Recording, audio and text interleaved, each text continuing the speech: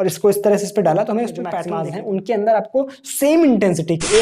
Hello everyone, welcome back. तो एक नई वीडियो में आपका स्वागत है और आज हम लोग यंग्स डबल स्लिट एक्सपेरिमेंट पे फोकस करने वाले हैं। लास्ट रन तक हम लोगों ने इंटरफेरेंस में काफ़ी चीज़ें कवर करी थी, जिसमें इंटेंसिटी, एम्पलीट्यूड, इन सब का वेरिएशन फाई के साथ में किस तरह से हो रहा था, कहाँ पे मैक्सिमम मिलते हैं, मिनिमा की क्या कंडीशन होती है, इन सारी चीज़ों पर फोकस किया था। आज हम लोग आगे बढ़ते हुए उसी के संदर्भ में हम लोग यंग्स डबल स्लिट एक्सपेरिमेंट की बात करने वाले हैं। क्या होता है एक्चुअल में यंग्स डबल स्लिट एक्सपेरिमेंट, है ना, किस तरह से हम इसको समझते हैं, किस तरह से हम इसको परफॉर्म करते हैं रियल लाइफ में, इसको भी समझेंगे आज। ठीक है, तो फिलहाल हमें समझना जरूरी है कि Young's double slit experiment actual में क्या है। उसकी तह तक पहुंचने के लिए हमें कुछ बातों का जानना जरूरी है।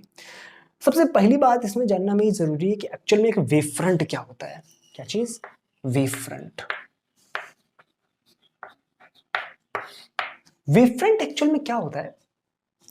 आपने देखा होगा कि जब भी हम लोग पानी, मान लो एक शांत जल है, ठीक है, मान लो हम लोग उसमें एक कंकड़ डाल दिया तो उसमें क्या होता है कि वेव्स जनरेट होती है। आप ये डेमोन्स्ट्रेशन देखो, इस डेमोन्स्ट्रेशन में आपको समझ आ रहा होगा कि एक्चुअल में वेव्स के फॉर्म में वाटर चलता है। ये मैं पता है, दिख रहा है, क्लियर बात समझ आ रही है? अच्छा भाई, ठीक है, कोई दिक्कत नहीं।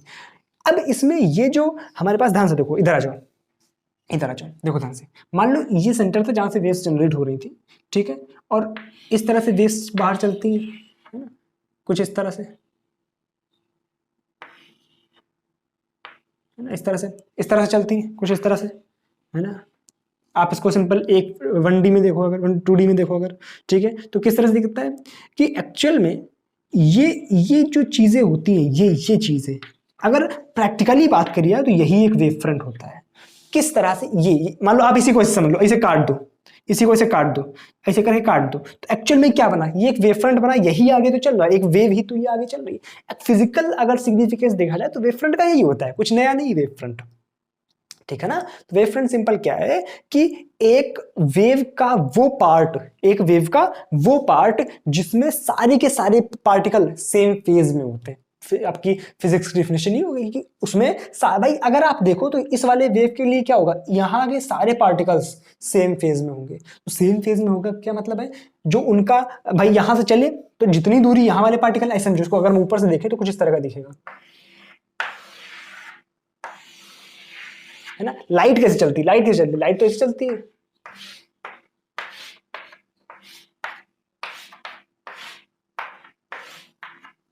है ना। तो हमने क्या किया, अगर r दूरी पे जाकर देखा तो ये पॉइंट, फिर इधर r पे, इधर पे r पे, इधर हर तरफ r दूरी पे गए तो हमने उसको इन्वेलप कर दिया, इसको बंद कर दिया, इस तरह से लिफाफे की तरह बंद कर दिया।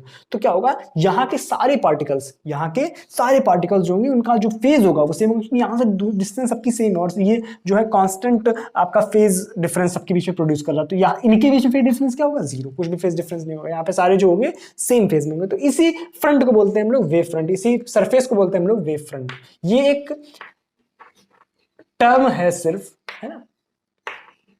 ये कुछ भी इस तरह से नहीं है कि बहुत कुछ हमें फिजिकली समझने में मदद करेगा, लेकिन हाँ एक इंटरप्रिटेशन हमारे दिमाग में बना देगा कि एक्चुअल में होता क्या है, कैसे वेव फ्रंट बनता है। ठीक है, बिल्कुल बेसिक सी बात होती है। इसी में हाइगन्स प्रिंसिपल आते हैं। हाइगन्स प्रिंसिपल में क्या बोला जाता है? सिंपल, बिल्कुल बेसिक सी बात है, उसको समझ लो। क्या है कि भाई जहां पर भी हम क्या कर सकते हैं कि हमारा वेव फ्रंट है, वेव फ्रंट के किसी भी एक पॉइंट पे हम क्या कर सकते हैं, मान के चल सकते हैं कि यहां से कुछ नई वेव्स चलती हैं, इनको बोलते हैं सेकेंडरी वेवलेट्स। यहां से भी एक ही डायरेक्शन में चलती हैं, जहां पर मान लो यहां पर है, जिस दिशा में वेव जा रही थी उसी दिशा में यहां से हमारी तरफ जो सेकेंडरी वेवलेट्स होती हैं, इनको क्या बोलते हैं हम लोग? Secondary wavelets. सेकेंडरी वेवलेट्स, बात क्लियर है? ये चलती हैं, ठीक है। अच्छा भाई, ठीक भाई, कोई दिक्कत नहीं भाई। ये तो हो गया इस तरह का वेव फ्रंट का मामला, ये होती है हमारी सेकेंडरी वेवलेट्स। अच्छा, अगली चीज क्या है कि अगर मान लो हमारे पास कोई एक सोर्स है जो सोर्स इंफिनिटी पे रखा हुआ, सोर्स एट इंफिनिटी, तो वहां से जो रेज आती है वो पैरेलल हो जाती है। और जब पैरेलल हो जाती है रेज, तो यहां पर जब आप वेव फ्रंट खींचोगे तो वेव फ्रंट जो बनेगा that will be planar wave front, that will be planar wave front. बात क्लियर है? मान लो एक लाइन सोर्स है, इस तरह का एक लाइन सोर्स है, तो यहां से इस तरह से लाइट्स निकलेंगी। तो यहां पर जब भी आप, मतलब ऐसे समझ लो रॉड की तरह, है ना, तो रॉड का जब भी आप यहाँ पे इसका वेव फ्रंट बनाना चाहोगे तो कुछ इस तरह का वेव फ्रंट बनेगा। सिलेंड्रिकल वेव फ्रंट, बिल्कुल सिंपल सी बातें, इनको बस ध्यान रखना है आपको। क्या ये सिलेंड्रिकल वेव फ्रंट, बात क्लियर। तो ये सिंपल सी वेव फ्रंट की बात है। अब अगर वेव फ्रंट आपको समझ आ रहा है तो थोड़ा सा समझना आसान होगा कि किस तरह से हम लाइट को इमेजिन करते हैं, तो हमें जो यंग्स डबल स्लिट एक्सपेरिमेंट ये समझना थोड़ा सा इजी हो जाता है। तो इसको आप नोट कर लो, ये डाल लेना कि वेव फ्रंट जो होते हैं 3 तरह के होते हैं। एक हमारा जो वेव फ्रंट होता है वो स्फेरिकल, ये स्फेरिकल वेव फ्रंट है। ये कैसा था? Spherical wave front, spherical wave front, ठीक है। ये कब बनता है? जब हमारा पॉइंट सोर्स होता है, जब पॉइंट सोर्स रखा है, ये पॉइंट सोर्स है। ये कब बना? प्लेनर वेव फ्रंट, जब सोर्स एट इन्फिनिटी होता है। और सिलेंड्रिकल वेव फ्रंट कब बनता है? जब लाइन सोर्स होता है। ये क्या है? लाइन सोर्स है। बात क्लियर है? इसको उतार लो। यंग्स डबल स्लिट के जो हमारा प्रैक्टिकल एप्लीकेशन है या प्रैक्टिकल इसका जो सेटअप हम लोग बनाते हैं, उससे उस पर चलने से पहले हम लोग उसको थोड़ा सा मैथमेटिकल जो रिप्रेजेंटेशन होता है उसको समझने की कोशिश करते हैं। मान लो हमारे पास सिंपल सी, अभी pure Young's double slit experiment पे जा रहे हैं, थोड़ा सा उसका एक ओवरव्यू लेने की कोशिश कर रहे हैं, ठीक है। मान लो यहाँ पे एक स्क्रीन है, यहाँ पे 2 सोर्स रखे हुए इस तरह से, ठीक है। ये मान लो S1 है, ये मान लो S2, इनके बीच की डिस्टेंस क्या है? D, ठीक है। अब क्या होगा, ध्यान सुनो मेरी बात। मान लो अगर ये जो D है, हम लोग एक बात जानते हैं कि जब भी पाथ डिफरेंस जो होता है वो n लैम्डा के बराबर होता है तो हमारा कंस्ट्रक्टिव इंटरफेरेंस बनता है, कल इन लोगों ने बात करी। और जब path difference n plus half lambda के बराबर होता है तो हमारा डिस्ट्रक्टिव इंटरफेरेंस होता है। यहां पर हमें ब्राइट फ्रिंजेस मिलती हैं और यहां पर हमें डार्क फ्रिंजेस मिलती हैं।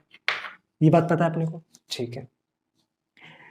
ओके, अब एक्चुअल में क्या होगा अगर हम इस पॉइंट की बात करें, यहां पर हम किसी पॉइंट की बात करें तो क्या होगा? देखो, यहां से जितनी दूरी चली गई होगी, क्या उतनी ही दूरी यहां से भी चली गई होगी? क्या सेम डिस्टेंस से दोनों ट्रैवल कर रहे हैं? इसका मतलब क्या है कि यहां पर जो पाथ डिफरेंस है डेल्टा एक्स, वो कितना है? 0। वो क्या है? 0। और अगर पाथ डिफरेंस 0 है तो क्या ये ऊपर वाली कंडीशन को सेटिस्फाई कर रहा है? बिल्कुल कर रहा है। यानी यहां पर जो फ्रिंज बनती है that is bright fringe, bright fringe, ठीक है ना। यहाँ पर एक मैक्सिमा में मिलता है, ब्राइट फ्रिंज मिलती है, बस समझ लो यहाँ पर मैक्सिमा मिल रहा है। क्या मिल रहा है? मैक्सिमा मिल रहा है, ठीक है। और अगर यहाँ पर मैक्सिमा है तो क्या ऊपर जैसे चलेंगे, मान लो ये जो D था ये कुछ इस तरह से था, ये कुछ इस तरह से था कि मान लो अभी 3.2 लैम्डा के बराबर था, इस तरह से मान लो, ठीक है।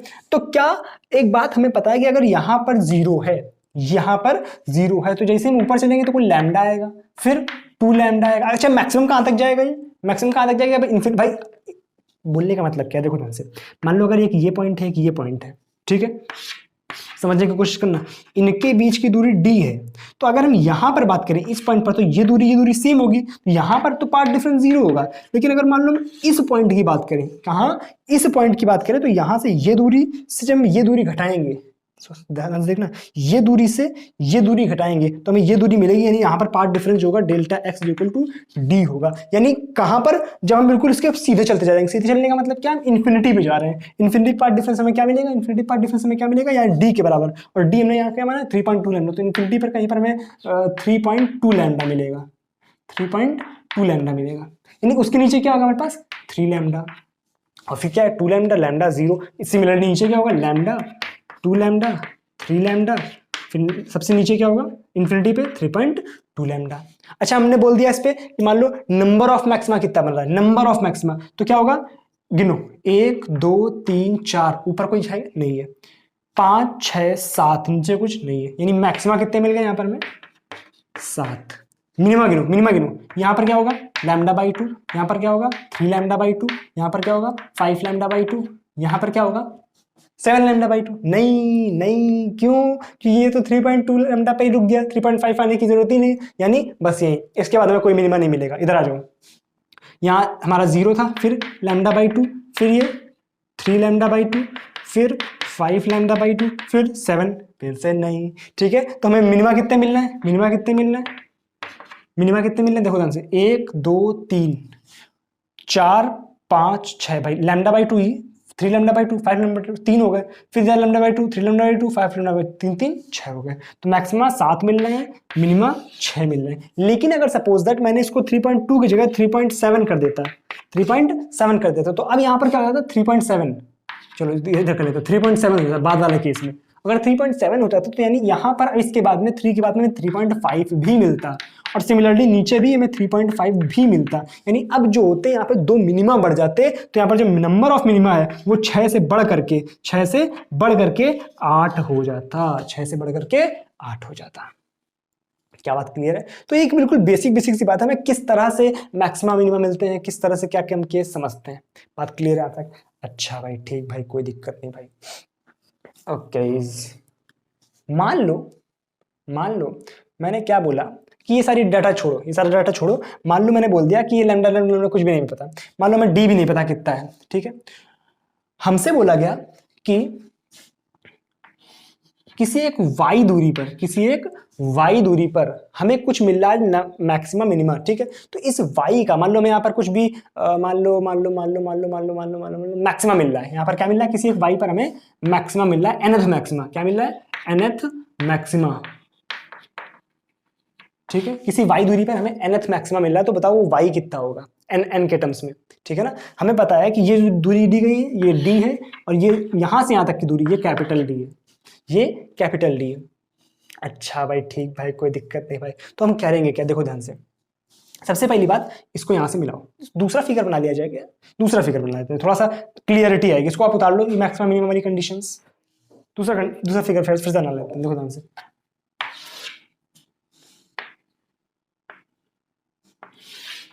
ठीक है, इस तरह से था। ये दूरी क्या थी? D, और ये दूरी क्या थी हमारे पास? बड़ा D, ठीक है। यहाँ कोई y दूरी पे हमें nth मैक्सिमा मिल रहा था। क्या मिल रहा था? nth maxima. क्या कंडीशन होगी y की? y क्या आएगा? n d और n के, सॉरी, छोटा d बड़ा d और n के टर्म्स में। देखो ध्यान से करते कुछ। मान लो यहां से ये रह गई और यहां से ये रह गई, इस तरह से, ठीक है। तो हमने क्या किया कि मान लिया कि कुछ नहीं माना, ऐसा समझो। देखो ध्यान से, यहां से हमने इसको ऐसे मिलाया और इसको ऐसे मिलाया। देखना ध्यान से क्या करने का प्रयास कर रहे हैं हम लोग। अगर हम इसकी बात करें, ये वाली लाइन भाई, पाथ ये मान लो S1 है और ये मान लो S2 है, और ये पॉइंट मान लो P है, ये पॉइंट मान लो O है, ठीक है। तो अगर हम बात करें इनके बीच का, यहाँ पर इस पॉइंट पे हमने क्या बोला कि हमें nth मैक्सिमा मिल रहा है। इसका मतलब क्या है? यहाँ पर जो पाथ डिफरेंस निकल करके आएगा, that will be n lambda. अगर nth मैक्सिमा मिल रहा है, इसका मतलब क्या है? यहाँ पर हम पाथ डिफरेंस किस तरह से लिखेंगे, देखो ध्यान से। ये दूरी माइनस ये दूरी, यानी S2P माइनस S1P, ये किसके बराबर होना चाहिए? n लैम्डा के बराबर। क्या बात समझ आ रही है? अच्छा, S2P माइनस S1P हमारे किसके बराबर होना चाहिए? n लैम्डा के बराबर। ओके, कोई दिक्कत नहीं। तो हम S2P लिखेंगे। S2P किस तरह से लिखेंगे? इस वाले ट्रायंगल में। किस वाले ट्रायंगल में? इस वाले ट्रायंगल में आ जाओ। ये इस ट्रायंगल में देखो ध्यान से क्या आ रहा है। ये दूरी अगर पूरी d थी तो आधी कितनी? d/2। तो ये यहां से यहां तक की दूरी कितनी है? d/2, ठीक है। ये दूरी हमें पता है। ओके, तो S2P लिखने के लिए क्या करेंगे? S2P इस वाले ट्रायंगल के लिए क्या हाइपोटेनस है, और हाइपोटेनस को हम किस तरह लिख सकते हैं? अंडर रूट के अंदर दिस का स्क्वायर प्लस दिस का स्क्वायर, यानी y प्लस d/2 का होल स्क्वायर प्लस दिस का स्क्वायर, यानी d स्क्वायर। क्या यहाँ पे बात क्लियर है? माइनस S1P किस तरह से लिखेंगे? इस वाले ट्रायंगल में आ जाओ भाई। S1P ये है, तो इस वाले ट्रायंगल में आ जाओ, इस वाले ट्रायंगल में आ जाओ। तो ये दूरी d थी पूरी, तो आधी d/2, तो ये भी कितनी बची? d/2, ठीक है। तो ये दूरी कितनी है? ये वाली, ये बचेगी y माइनस d/2। तो इस वाले ट्रायंगल में क्या करेंगे? y माइनस d/2 का होल स्क्वायर प्लस d का square is equal to S1P का होल स्क्वायर, यानी इसको हम लिख सकते हैं माइनस अंडर रूट के अंदर y माइनस d/2 का होल स्क्वायर प्लस बड़ा d square is equal to n lambda. क्या कंडीशन हमें मिल चुकी है? क्या इसको सॉल्व करना बहुत आसान है ना, तोते उड़ जाएंगे तुम लोग के इसको सॉल्व करने में। देख लो जरा, ठीक है। यहां से y की वैल्यू निकालनी है, तो हम क्या करते हैं? कुछ अजम्पशंस मान के चलते हैं। अजम्पशन क्यों मानते हैं, इसका रीजन मैं आखिर आपको आने वाले 7 से 8 मिनटों में देने वाला हूं कि क्या अजम्पशन वो क्यों प्रैक्टिकली क्यों मानते हैं। अभी सिर्फ मेरी बात समझो ध्यान से। हम लोग पहला अजम्पशन मानते हैं। पहला अजम्पशन जो हमारे पास है वो है d is much less than बड़ा D। D is much much less than बड़ा डी। अगर D is much much less than बड़ा डी होगा, इसका मतलब क्या है, हम यहां पर क्या कर सकते हैं, देखो ध्यान से कि ये जो दूरी है, यानी यहाँ सोर्स से लेकर के जो हमारा स्क्रीन है वहां से लेकर के यहाँ तक की दूरी बहुत बड़ी है, और यानी डी बहुत छोटा, बिल्कुल इतना छोटा सा है। इसका मतलब क्या है कि हम ऐसे समझ, मान लो कि अगर ये हमारा, इधर बनाता हूं, ये हमारा छोटा डी है, दिख रहा है, दोनों पॉइंट अलग अलग दिख रहे हैं, फिर भी यहाँ बहुत पास बना दिया बहुत, और ये हमारा स्क्रीन है बड़ा डी, ये हमारा क्या है छोटा डी, और ये क्या हमारा बड़ा डी। तो अब यहां से आप किसी पॉइंट को मिलाओ, क्या ये लाइंस आपको लगभग लगभग पैरेलल दिख रही हैं? एक्चुअल में होती हैं, ठीक है। तो ये लाइंस क्या होती है, पैरेलल होती है, और पैरेलल लाइंस के बीच में जब पार्ट डिफरेंस निकालने का कोशिश करते हैं तो पार्ट डिफरेंस किस तरह से निकाला जाता है भाई, मान लो ये लाइन है और ये लाइन है, तो इनके बीच में पार्ट डिफरेंस कैसे निकालेंगे, इस यहां से इस पे परपेंडिकुलर डाल दो, ये जो डिस्टेंस होगी ये हमारी क्या होगी, इसके बीच का पार्ट डिफरेंस। तो एक्चुअल में बुक्स में कैसे दिखाते हैं, यहां से इस पे ऐसे परपेंडिकुलर खींच देते हैं इस तरह से, और दिखा देते हैं कि ये दूरी जो है पार्ट डिफरेंस के बराबर है। तो एक्चुअल में पार्ट डिफरेंस इन लाइंस के बीच में से नहीं फाइंड करते, हम पैरेलल लाइंस के बीच में फाइंड करते हैं। क्यों? क्योंकि हमने अजम्पशन लिया होता है। बात चमकी नहीं चमकी, क्लियर हुआ ना ये, कि एक्चुअल में जो बुक्स में फिगर बना होता है वो ये बना होता है, लेकिन हम लोग समझते हैं उसको कैसे हैं, इस तरह से। क्यों? क्योंकि पैरेलल लाइंस के बीच में ही इस तरह से हम पार्ट डिफरेंस निकाल सकते हैं। ओके, इसको हम साफ कर देते हैं। देखो ध्यान से, तो अगर ये पार्ट, तो हमने क्या एक यहाँ पे अजम्पशन माना कि ये जो एंगल्स हैं ये थीटा है, ये क्या है, थीटा है। अगर ये थीटा है, तो ये 90 माइनस थीटा, तो ये भी थीटा हो गया, तो ये भी थीटा हो गया। और ये डी है, तो ये दूरी कितनी हो गई, डी साइन थीटा। भाई थीटा का समझना क्या होता है, डी साइन थीटा। तो हमने अब पूरे पाथ डिफरेंस को कितना लिख देंगे भाई, पाथ डिफरेंस ये हो गया ना, ये वाला छोटा वाला, तो ये पाथ डिफरेंस यानी इतने बड़े से जगह हम क्या लिख देंगे, D sine theta is equal to N lambda, ये ठीक है। इसको भी बंद मत करो डब्बे में, इसको थोड़ा सा सुधार करना है, ठीक है। क्या यहां तक बात क्लियर है? अच्छा भाई, ठीक भाई, कोई दिक्कत नहीं भाई। हमने क्या किया कि इसको भी इससे मिला दिया, और इसको जब इससे मिलाया तो ये एंगल थीटा है, तो हमने लगभग, क्योंकि ये तीनों पैरेलल हो गए आपस में, तो ये भी एंगल थीटा मान लिया। अब इस वाले ट्रायंगल में देखो, ये इस वाले ट्रायंगल में देखो, ये थीटा है, तो हम इसमें tan थीटा निकाल सकते हैं। tan थीटा क्या होगा हमारे पास, ये, हालांकि अभी tan थीटा निकालने की कोई जरूरत नहीं है, अभी इतना मान लें। तो अब इससे सिंपल समझ लो कि हम ये अप्रोक्सीमेशन ले लेते हैं, d is much much less than d, तो हमारे पास हमारे पार्ट डिफरेंस क्या आ गया, d sin theta is equal to L lambda. अब यहाँ पे अगला असम्पशन हम क्या लेते हैं, अगला असम्पशन हम क्या लेते हैं कि जो हमारे पास लैम्डा है, वो बहुत छोटा है, या ऐसा समझ सकते हैं कि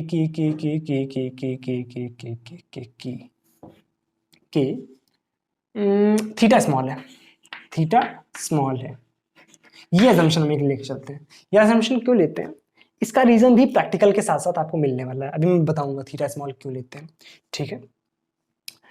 बात को हमें समझना क्या है, अगर थीटा स्मॉल है इसका मतलब क्या है, अभी देखना ध्यान से। थीटा अगर स्मॉल है, इसका रीजन अभी आपको आगे मिल जाएगा। थीटा अगर स्मॉल है तो इसका मतलब क्या है, sine theta is equal to tan theta is equal to theta, और टैन थीटा की वैल्यू आप इस वाले ट्रायंगल से निकालो, तो क्या जाएगी, y बाई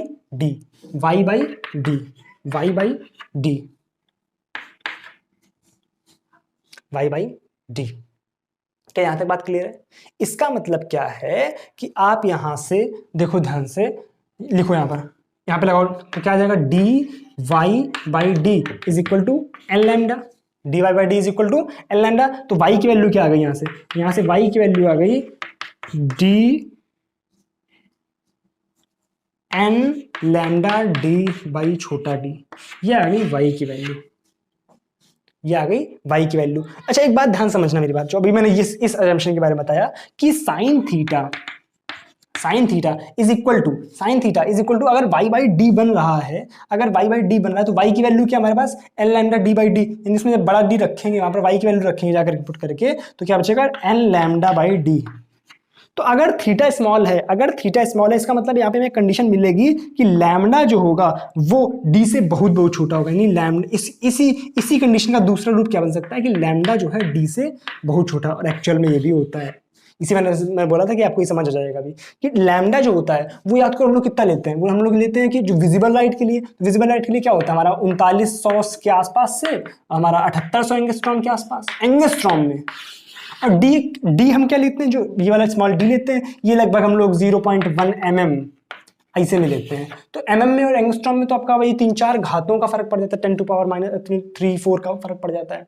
ठीक है, इसका मतलब क्या है, ये अजम्पशन हमारा वैलिड है।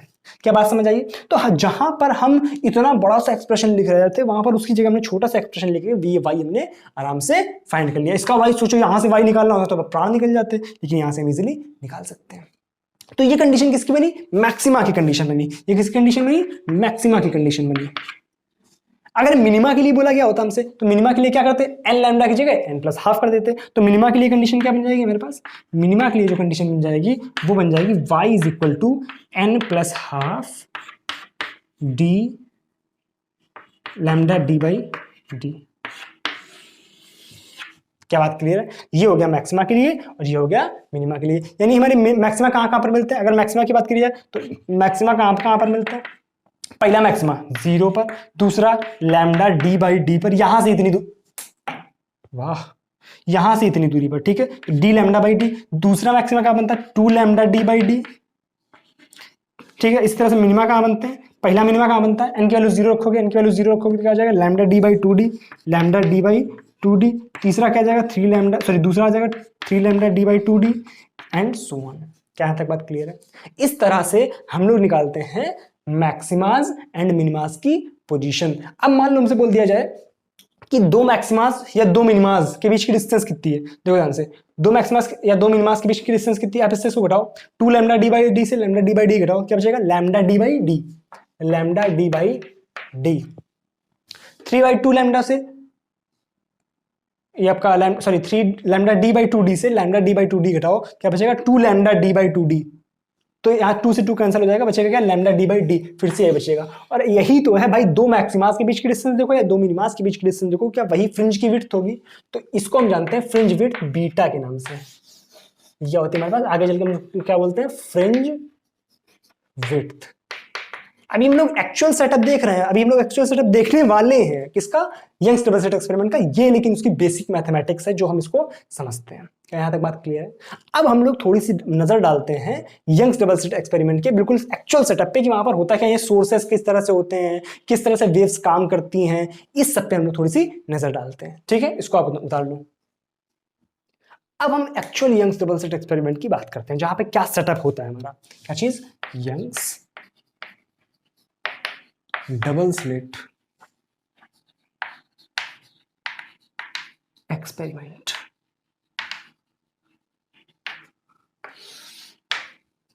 क्या किया जाता है यहां पे एक्चुअल में? जब भी हम लोग बात करते हैं कि दो, अभी तक हम क्या दिखाए थे? S1 S2 दो सोर्स हैं। एक्चुअल में क्या हम दो सोर्सेस से काम चला सकते हैं? सोचो, क्या एक्चुअल में हमारे पास दो सोर्सेज हों तो क्या हम काम चला सकते हैं? नहीं चलेगा। क्यों नहीं चलेगा? क्योंकि अगर सोचो हमारे पास यहाँ पे कई लाइट के बल्ब लगे हुए हैं, 1 2 3 इधर लगे हुए हैं, एक ऊपर लगा हुआ है, तो अगर ध्यान से देखना चाहिए तो मान लो ये दो हमारे सामने, मेरे सामने, अब यहाँ पे आपको नहीं दिख रहा है लेकिन मुझे दिख रहे हैं कि एक बल्ब ये रखा है मेरे सामने, एक बल्ब इधर रखा हुआ है। तो अगर एक्चुअली देखा जाए तो इससे और इससे हमारे इंटरफेरेंस होना चाहिए और यहाँ बोर्ड पे आपको बढ़िया सा एक पैटर्न दिखना चाहिए, है ना? क्या बोलते हो? है ना? डार्क ब्राइट दिखना चाहिए, लेकिन दिखता है क्या? नहीं दिख रहा है। क्यों ऐसा नहीं होता है? दोनों सेम कंपनी के सेम वॉट के बल्ब हैं, लेकिन एक्चुअल में क्या होता है कि इसमें से लाइट निकलती कैसे, ये भी तुम्हें समझना जरूरी है।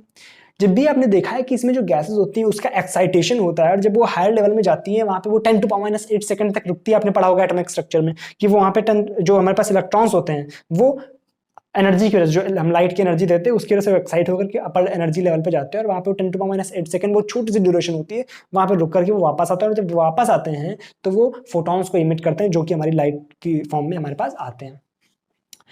अब ध्यान से समझो मेरी बात कि जब एक्चुअल में ये एक्साइटेशन और डी एक्साइटेशन का प्रोसेस हो रहा होता है तो ये जरूरी नहीं होता है कि जिस टाइम पे इसका थर्ड लेवल का फोटोन सेकंड लेवल में आया होगा और उसने हमारे पास एनर्जी छोड़ी होगी, हो सकता है वहां पे सेकंड वाला फर्स्ट में आ रहा, मतलब एक हमारे, सॉरी फोटोन नहीं, इलेक्ट्रॉन, है ना? फोटोन अगर बोल रहे हो तो इलेक्ट्रॉन समझना उसको। तो जब भी इलेक्ट्रॉन आएगा तब फोटोन निकलेगा, है ना? तो जरूरी नहीं होता है कि सेम लेवल में ट्रांजिशन से ही हमारे पास जो फोटॉन्स हो वो बाहर निकल रहे, लाइट हो वो बाहर निकल रही हो। इसी वजह से ये दोनों सोर्सेज जो होते हैं वो कोहेरेंट सोर्सेज, मैंने कल बताया था आपको कोहेरेंट सोर्सेज क्या होते हैं। कोहेरेंट सोर्सेज वो सोर्सेज होते हैं जिनके बीच में या जिनकी जो एंगुलर फ्रीक्वेंसी होती है वो दोनों की सेम होती है, या बोल सकते हैं कि दोनों के बीच का जो पाथ डिफरेंस, सॉरी जो फेज डिफरेंस होता है वो कांस्टेंट होता है या फिर जीरो होता है। ये मैंने कल आपको बताया था। तो एक्चुअल में क्या होता है कि हम जो दो सोर्सेज लेते हैं वो दोनों सोर्सेज अलग अलग नहीं हो सकते, हमें एक ही से दो सोर्सेज बनाने होते हैं। दो सोर्सेज किस तरह से बनाते हैं, देखो ध्यान से। हमारे पास क्या है कि इस तरह से हमारे पास मान लो यहां पर एक सोर्स है, तो हम क्या करते हैं उसके सामने एक इस तरह का पर्दा रखते हैं, इस तरह की स्क्रीन रखते हैं जिसमें दो स्लिट्स होती हैं। स्लिट्स किस तरह की होती है मैं आपको दिखाता हूं, ठीक है। तो ये क्या करती हैं भाई, यहां से जब भी हमारे पास इस तरह से करके वेवफ्रंट्स चलती हैं, वेवफ्रंट्स चलते हैं, तो ये क्या होता है कि इस तरह से भी यहां पर पड़ते हैं। तो यहां से क्या होता है सेकेंडरी वेवलेट्स जनरेट होती हैं। क्या जनरेट होती है, सेकेंडरी वेवलेट्स।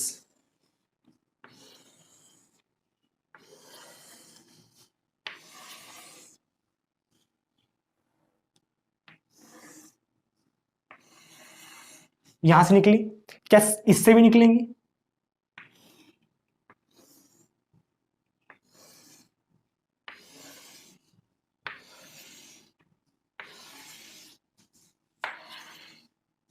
यहां कहीं पर पर्दा होता है।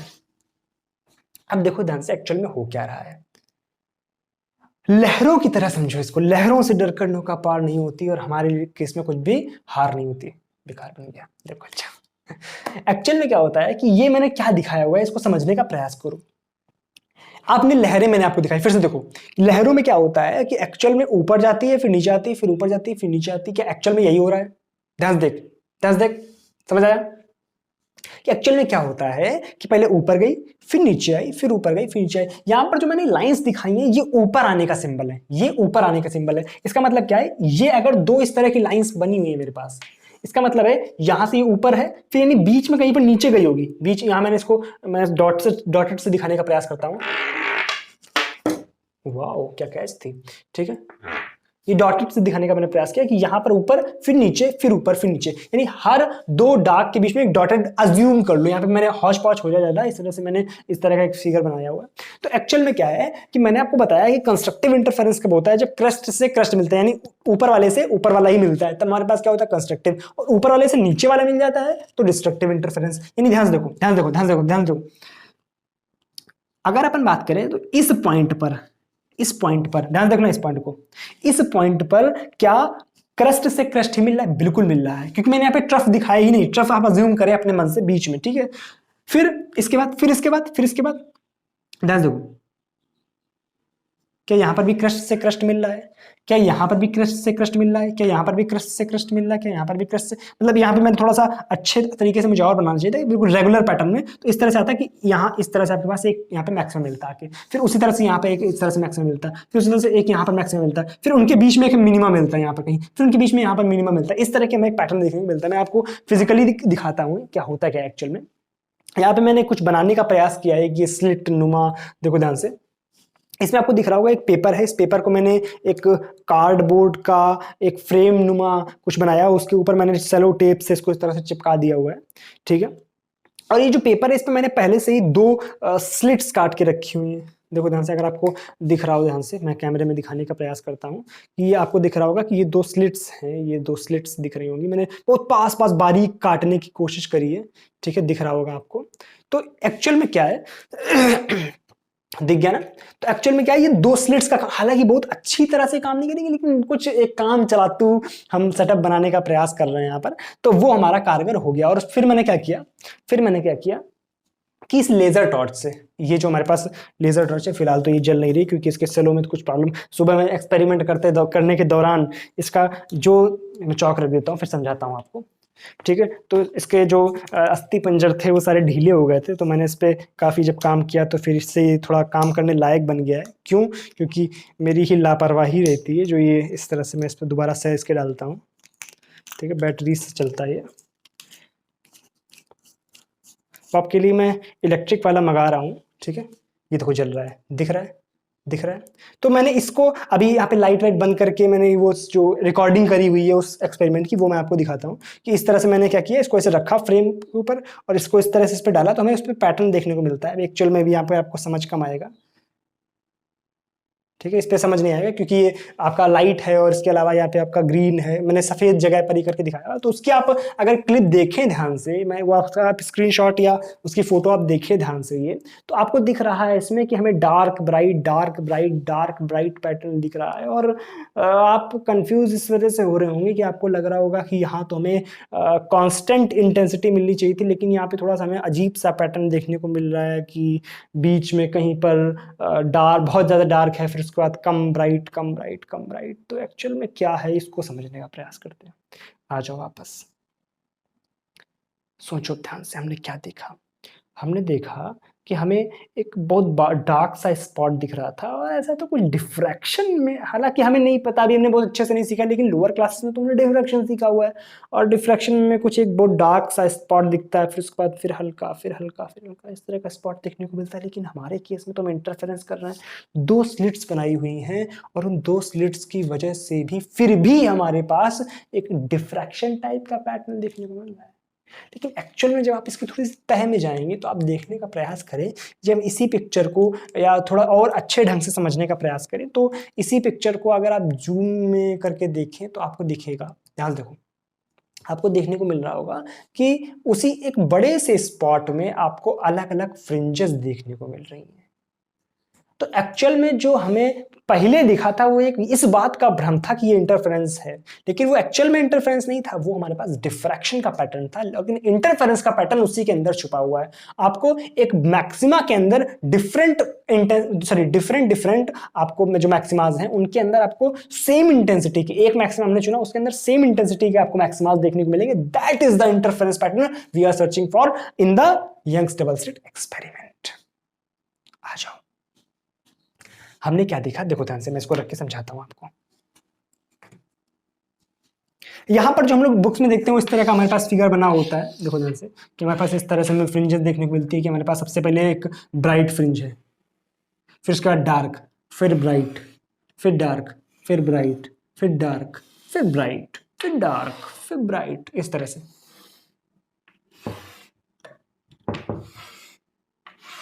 समझ आ रहा है? इस तरह से देखने को मिलता है।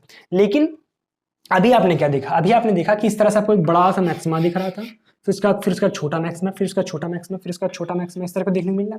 लेकिन एक्चुअल में क्या था कि इस बड़े से मैक्सिमा के अंदर ही इंटरफेरेंस पैटर्न छुपा होता है। देखो ध्यान से, आप इसको अगर जूम करके देख रहे हैं तो आपको दिखेगा कि ये इस तरह का है और यहां पर आपको सेम इंटेंसिटी के मैक्सिमास देखने को मिल रहे होंगे इस तरह से। इसको आप क्लियरली बोल सकते हैं इंटरफेरेंस पैटर्न। क्या बोल सकते हैं?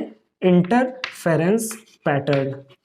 ये बात आपको जनरली नहीं बताई जाती है इंटरफेरेंस के लेक्चर में, एक्चुअल में आपको दिख क्या रहा होता है। ये मैंने तो आज तक कहीं किसी भी लेक्चर में नहीं देखा है कि आपको इंटरफेरेंस के पैटर्न में ही समझाया जाए, सॉरी डिफ्रैक्शन पैटर्न और इंटरफेरेंस पैटर्न एक ही में आपको समझाया जाए, ये बहुत मैंने कम देखा। तो यहाँ पे आपको बहुत रेयर केस मिल रहा है, ठीक है। और ये जो कंप्लीट बनता है, this is the diffraction pattern.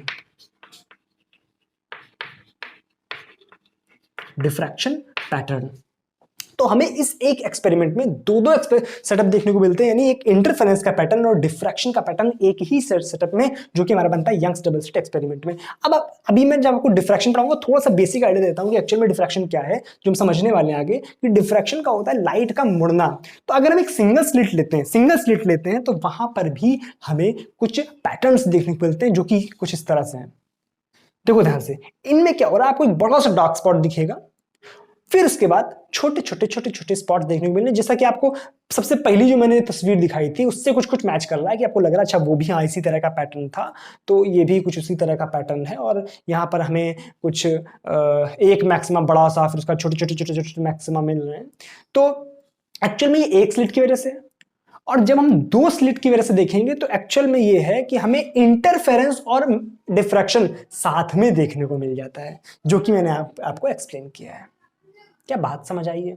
क्या फील आया थोड़ा? अगर फील आया तो नीचे कमेंट सेक्शन में लिखो जाके, अभी के अभी लिख के आओ। ये होता है Young's double slit actual experiment, जो कि मैंने आपको यहाँ पर परफॉर्म करके भी समझाया कि एक्चुअल में किस तरह से हम करते हैं। ठीक है, इसके फुटेज मैंने आपको दिखाए और किस तरह से आपको क्रिएट कर सकते हैं ये भी आप समझ चुके होंगे। क्या होता है एक्चुअल में वेव फ्रंट, क्या होती है एक्चुअल में वेव्स, किस तरह से ये इंटरफेयर करती हैं, किस तरह से हमको ये पैटर्न देखने को मिलता है और इसमें किस तरह से हम इस पैटर्न को ढूंढ सकते हैं। कंफ्यूज मत होना, मैं तो जब शुरुआत में समझने की कोशिश करी तो ये मुझे बहुत कंफ्यूजिंग लगा कि यार ये तो डिफ्रैक्शन पैटर्न मिल रहा है हमें इंटरफेरेंस पैटर्न में। फिर जब उसको और स्टडी किया तब समझ आया कि अच्छा इंटरफेरेंस पैटर्न तो उसी में छुपा होता है। क्या बात समझ आ रही है? क्या फील आया थोड़ा थोड़ा? ये होती है इंटरफेरेंस की ब्यूटी, ये होती है इंटरफेरेंस की खूबसूरती, कि कितना खूबसूरती से हम इसको समझते हैं। बात क्लियर है? कोई दिक्कत? तो आज के लेक्चर को हम यहीं पे समाप्त करने की कोशिश करेंगे कि अब हम लोग यहाँ से कुछ मैसेजेस लेके जा रहे हैं कि कोहेरेंट सोर्सेस से ही हमें इंटरफेरेंस देखना है, ये नॉर्मल दो बल्ब फिल्म्स का खरीदना है उससे हमें इंटरफेरेंस नहीं देखने को मिलेगा। हम किस तरह से जनरेट करते हैं टू कोहेरेंट सोर्सेस, क्या होता है एक्चुअल में टू कोहेरेंट सोर्सेस, और क्या एक्चुअल में हमें पैटर्न देखने को मिलता है और उसको हम किस तरह से स्टडी करते हैं, ये बात हमें आज सीखने को मिली। क्या बात समझ रहे हैं? इनके इक्वेशंस जो मैंने आपको अभी इंटरफेरेंस के जो इक्वेशंस हैं वो मैंने आपको समझाया कि कहाँ पे मैक्सिमा कहाँ पे मिनिमम मिलता है, ये चीजें मैंने आपको समझाई। डिफ्रैक्शन की बातें हम लोग डिफ्रैक्शन में करेंगे चल के, थोड़ा सा बस एक बेसिक आइडिया दिया है मैंने आपको। तो आई होप सारी चीजें क्लियर हो चुकी है। अब हम लोग मिलेंगे अगले वीडियो में। जो भी इसके क्वेश्चंस हो आप नीचे कमेंट सेक्शन में लिख देना, जो भी आपके सुझाव हो, जो भी आपकी शिकायतें हो वो भी आप सब लिख सकते हो। ठीक है, तो चलो मिलेंगे अब अगले वीडियो में, तब तक के लिए अपना ख्याल रखो। Thank you so much, bye bye.